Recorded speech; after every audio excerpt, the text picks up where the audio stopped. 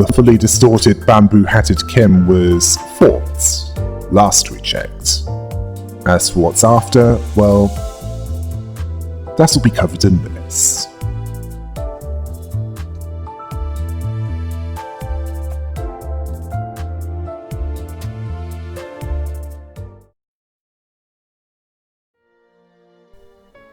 After defeating the distortion that was bamboo-hatted Kim, Dante noticed that the dungeon was collapsing due to bringing the mentor of the Blade lineage to his knees. Like a mirage, the fathoms of ego began to fall apart. The monolith had already left the fathoms of ego and was back in the office, along with everyone else that should be there, as things were where they should be. The radio that Dante was carrying buzzed again. The one from LCD called again, asking if they can hear her. If they can, to give her a tick-tock. Dante gave her exactly that. Literally. Much to the bemusement of Ishmael as they barely survived a deadly encounter. Dante thought in his head that the one on the other side of the radio asked them to. She then told them that they don't have much time left, since the monolith has briefly stabilized. She'll teach them how to lock it down, warning them not to take too long or the distortion is going to turn into an abnormality. They need to follow her instructions exactly and don't lag behind. It's all about precision and speed. Gregor noting how cheerful she sounded for how dire the situation was. Dante followed the radio's instructions and reached out to the monolith with their palms. Dante saw that some light came out of the monolith when they reached out with their fingers. Dante noticed that the voice coming from the radio was nonchalant about this, but she could somehow see what they were looking at, or, well, it certainly sounded that way. She told them that they need to go straight down from that. They're doing good. They need to now move left and take it slow now. Dante was unsure if they were doing this right, but still followed the instructions and drew a trail of light with their hand over the monolith. Bamboo-hatted Kim was in pain at this point, which got aeng-du's attention. His black tendrils began to withdraw from his body, possibly indicating that the distortion was withdrawing as well, due to it being artificially induced. The one from LCD then told Dante, "Good work." She then told Detective that the levels were stabilizing. Wait, did you say Detective? She apologized for calling the other one with her that old habits die hard. Dante understood that there was 2 on the other side of that radio. She then told them that the after team would be there shortly. Dante was thinking of Kaiman, that rude lady from earlier. Then the one on the other side of the radio thanked them for the assist. Limbus Company Distortion Task Force Ezra, over and out. Wait, Ezra? As in the Dr. John Watson to Moses' Sherlock Holmes. So we know that at least those 2 get out of the Bloodfiend Hotel alive. For those that aren't aware of who I'm talking about, please go check out my lore breakdown on the Distortion Detective. But in short, it follows the exploits of Moses, a grade 5 fixer, and Ezra, a grade 7 fixer, both affiliated with 7 Association, as they took care of the cases involving the distortion, with Moses having her own EGO, or psychement as it's otherwise known, which was in the form of a pipe for smoking death weed, as in tobacco. She was joined by Yulia, a Therese Association workshop owner, that augmented her psychoments. Her own psychoment being the manifestation of killer teddy bears. They were later joined by Vesper Crabro, a Grade 1 fixer and a former taboo hunter, when, due to a series of events involving Yuria recording video footage in District 14, where they live, he got fired by NCorp because they simply refused to come quietly. Then they travelled to District 11 to meet up with Lady Diaz, whom Moses and Ezra were conscripted into the Ujjats, her private army, as children, where they meet her inside man in 7 Association, implying that she has some corrupt fixers in her employ. And they then drove into District 12's nest during that time that the library was an urban legend. After doing some shady missions involving distortions, they stayed in a hotel run by blood fiends, distortions that predated the White Nights and Dark Days, and got a job offer from the one in charge of that hotel to deal with some blood fiends that are working against the owner. The story discontinued at that point, as they wanted to make a game of that. Yes, it looks like we now know that at least Moses and Ezra will have plot armor, as we know they get out of that alive, certainly long enough to be recruited by Limbus Company to deal with distortions, which is understandable considering the public focus of what Limbus Company does, at least according to Kaiman. Anyway, after the radio went dead again, Rodia noted one from the after team, and it was not Kaiman, although they were really piling in. Faust identified this one as part of the after team special operations unit. This one had a prosthetic head, and at least had a robotic speech pattern, whose orders were to commence secure item retrieval. Dante was about to indicate the item where the LCA agent at that point confirmed the target of the monolith and secured it. Dante saw that their job was done. Dante didn't have anything worth saying, even if they could understand them, before the after team marched in and started attaching various tools to the monolith. The LCA agent saw trouble, as there was an unconfirmed target. They requested a location. Heathcliff didn't know what they were talking about, so the LCA agent reworded it into a more human speech, asking where the distortion was. Yisang understood them to refer to Bamboo-Hatted Kim. He was sitting next to the monolith. Don Quixote then asked where he went, as he wasn't there now. Massault told them that aeng-du dragged him behind the sofa. Approximate time of event 3 minutes ago. This worried Dante, asking him if they didn't ask to be told if, well, you noticed something important going on in the background.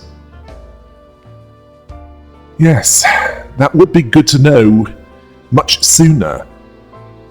Massault would make an immediate report should an identical event occur in future.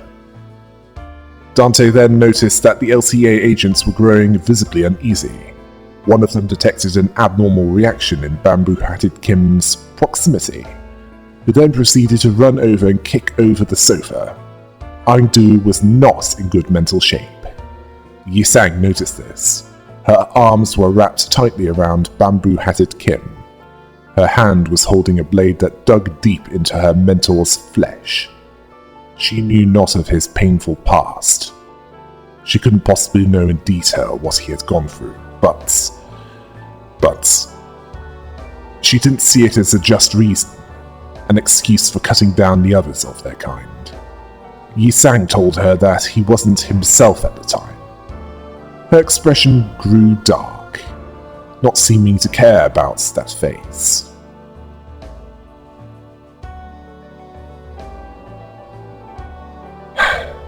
Or rather, not care about what happened, the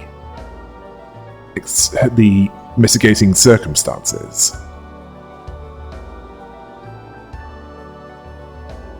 As if the blade had consumed her mentor, turning him into a fiend.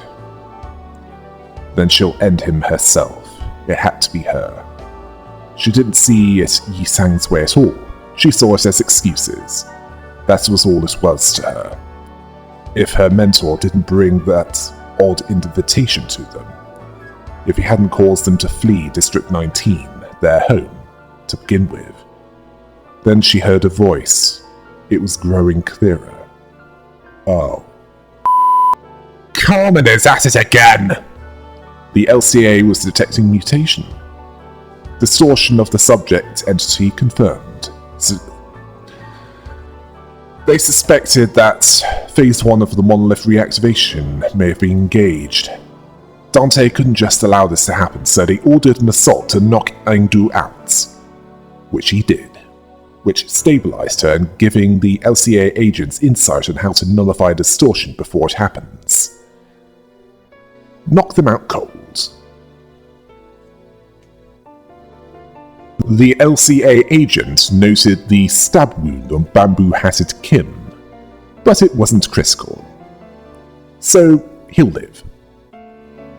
It won't pose a challenge for retrieval and recovery. Basalt told Dante that he carried out the task as ordered. Dante thanked him for this. Rodia was annoyed and confused, asking what just happened. Dante asked if it was caused by the monolith's influence as well. Faust confirmed that it was possible. The monolith was properly sealed, but its lingering influence seemed to have seeped into her. Well, that and Carmen showed up to try and push her into distorting. Ezra then called to inform them that levels went bonkers over there just now. The LCA agent requested radio, wanting to receive LCD's message. Dante saw no reason to do so, or rather not to do so, as the LCA agent can communicate in a way that they can't. The LCA acknowledged this and asked Ezra to please speak. Ezra recognized that it was an LCA agent that she was talking to now, and tried to greet him properly. Then she was cut off by the LCA agent, who acknowledged this and commenced sitrep. This annoyed Ezra, as she already got the sitrep. She told them to bring the two people over to where she was. The LCA agent said, "Negative. Exact orders state that retrieval targets are to be..." Ezra told them to loosen up. The LCA agent commented that the monolith will be a difficult subject to contain.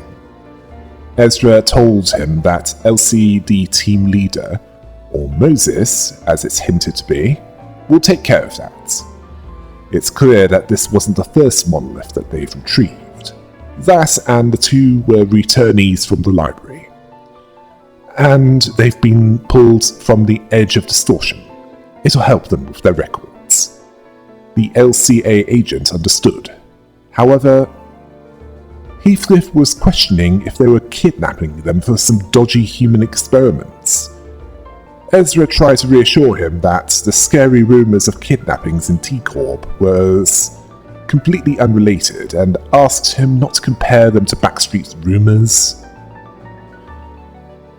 I wouldn't put it past them if they did kidnappings for human experimentation, so that might not be entirely something that can be easily dismissed.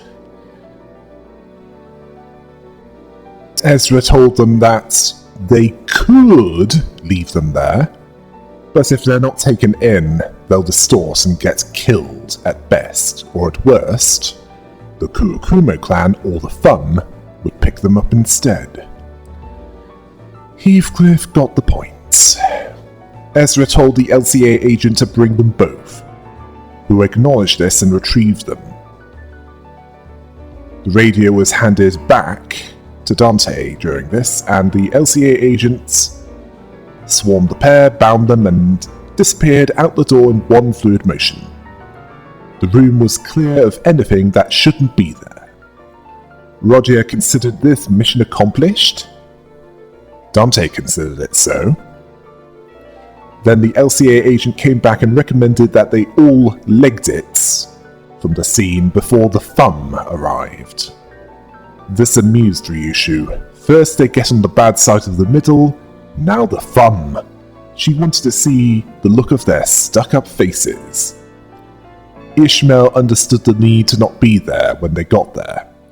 The LCA agent made it clear that they were on a crash course against the Fun the moment that they started that mission. Ishmael saw that as making sense, as it's only a matter of time before they put the pieces together and realize that they're involved in what happened. Asking if they were sure that they could handle not only the middle but also the Fun. Personally, I don't think so. The soldatos perhaps, but not the capos, considering what a big brother of the middle can do to you. The LCA agents saw this as irrelevant. They saw a foe as a friend and a friend as a foe for Limbus Company.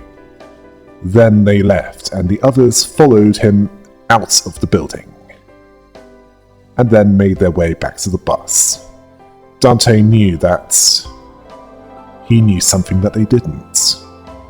He was likely referencing, or rather referring to, how lines can blur, making it harder to tell one from the other. Dante encountered many departments: the after team, the distortion team, the before team. Then a question arose once again. Something that he forgot they forgot as they kept themselves busy with the missions that they'd been carrying out so far. They really didn't know much about the company that they're working for. They then remembered the other two with an interest in events. Herman, the old G-Corp wing remnant recruited by N-Corp as part of its twisted parody of the League of Nine, and Demian, a being with the power to bisect or potentially starve the city-level distortion as if it was nothing. In the grand scheme of things, Dante knows nothing. What Dante currently knows might be practically nothing to those with a higher understanding. Dante thought that they were pretty deep into their journey, but they were starting to feel that in the far future, if they were to look back on the records of that journey, they wouldn't even be at page 10 of that book. They were further mired in confusion as they got back to the bus. Roger felt mentally tired meeting a lot of people in such a short time. Ishmael was happy to learn more about the workings of that company. Once they returned to that bus, they chatted away about what just happened. Sinclair wondered what happened to Bamboo-Hatted Kim and aeng-du. Urtis didn't know, as it's not info that they have authorization to have. All that LCD shared was that their contact was Ezra. Don Quixote was worried about, that Limbus company was truly kidnapping people for human experimentation. Gregor tried to assure her that you don't just experiment on humans like that. It doesn't just happen. Telling her to remember that what Ezra said, rumors are just rumors. His furrowed brow said otherwise, as he was on the receiving end of the old G-Corps experiments supervised by Herman that resulted in his biomimetic arm that has a healing factor. So those rumours might not be off by much. As for T-Corp, it's likely that they're experimenting on those that they abduct to refine time track, which might cause reverse time dilation in a number of painful ways to test subjects. Dante saw LCD and then LCA. The latter seemed out of place, even compared to other departments, like they're from a completely different company. They slowly organized their thoughts on everything that happened, even if it wasn't the most productive thing to do. Dante asked if Faust was going to answer any of their questions. She apologized, as at present it was difficult for her to disclose any information that she doesn't see as any concern to their department. Dante thought so. Either she didn't have that information or she's not authorized to share it. Virgilius commented that impatience appears to be a prerequisite for boarding the bus, regardless of who it is. Well, too much patience goes absolutely nowhere, doesn't it? Clearly figuring that out based on Dante burying their head in their palms, he told Dante that their journey will lead to the answers to all their questions eventually, telling them to follow the path and it shall be revealed. They had no reason to rush. Besides... Then he was distracted by something. Looking at their flame, possibly. Then he dismissed this. Perhaps he's going native on them in terms of impatience. He'll likely find the answers he's looking for as well. It was clear that he didn't want to continue that conversation, telling Charon to continue their journey. Charon was waiting for vroom vroom time, driving to the famous heights of Tikor. This made Heathcliff feel uneasy as the bus took off once again. Sometimes bustling, sometimes dead silent. Okay, here's a question that I want to ask. Why didn't the monolith try and force the others to distort? Well, there's a reason for this. All of the damned dozen have manifested their own EGO. And according to Moses, in the Distortion Detective, if you manifest your own, you can't distort. Now that would explain them, but it wouldn't explain Dante. It also makes me question what Dante is. As if they are a distortion, they're not an unstable one. As if that was the case, they'd be affected by the monolith. It might be the case that the golden bar, or their connection to that, somehow shielded them from the effects of it.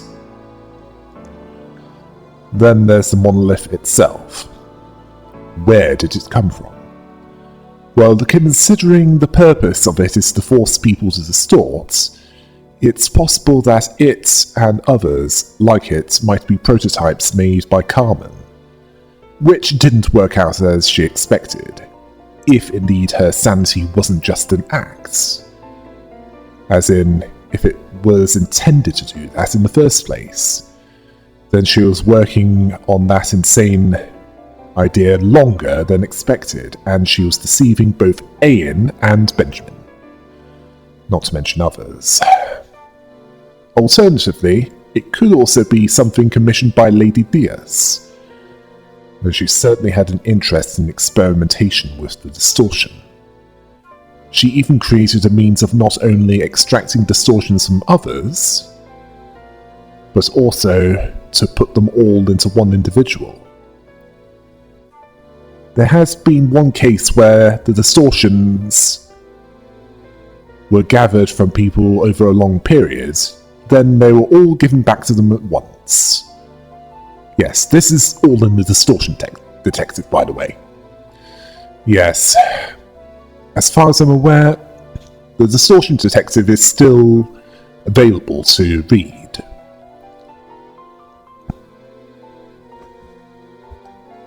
As for the after team, there appears to be a part of it that uses those that have at least a prosthetic head, which would be safer for dealing with the monolith, as it's implied to have implants within it that prevent them from thinking in a way that would lead to distortion.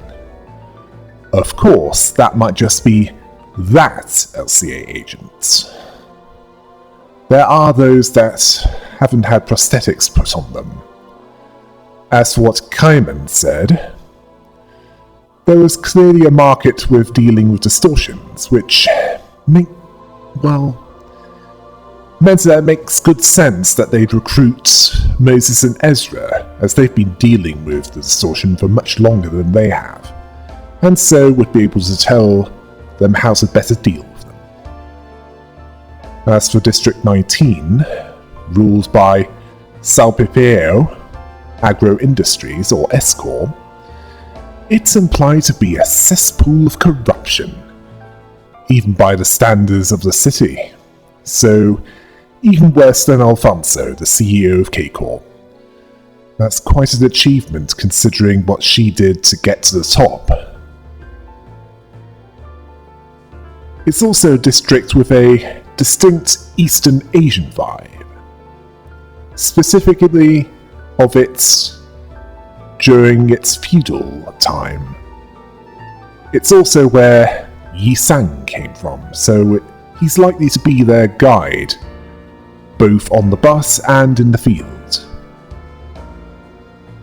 Based on what aeng-du told him, he understood that it's changed very little, if at all, since he left. The corruption there runs deep there, and the damned dozen are likely to be caught in the middle of it.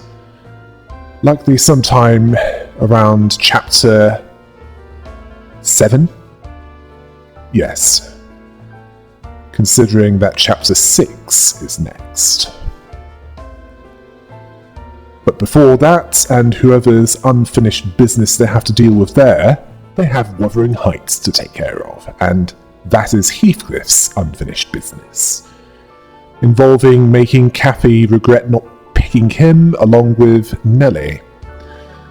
I suspect that the song that applies to this situation will go from Don't Go Breaking My Heart by Elton John and Kiki D to You Give Love a Bad Name by Bon Jovi. Considering how grimdark that world is, it really doesn't get up at the end of it. Well, there's a wait until that happens though. I'll cover it when it does appear. Finally, apparently Bamboo Hatted Kim was based on Kim Sakat, a Korean poet from the late Joseon dynasty. In fact, the Song of Right and Wrong by Kim Sakat is referenced in the dungeon event where the doppelrobe and the bamboo hat can be acquired. Also, in art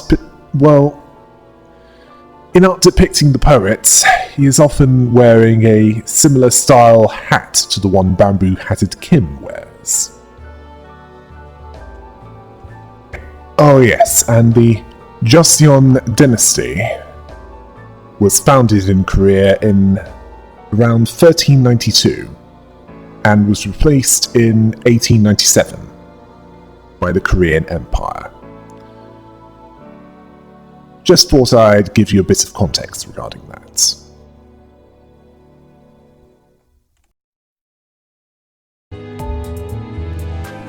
Well, that's it for chapter 5.5. Now for the wait for chapter 6.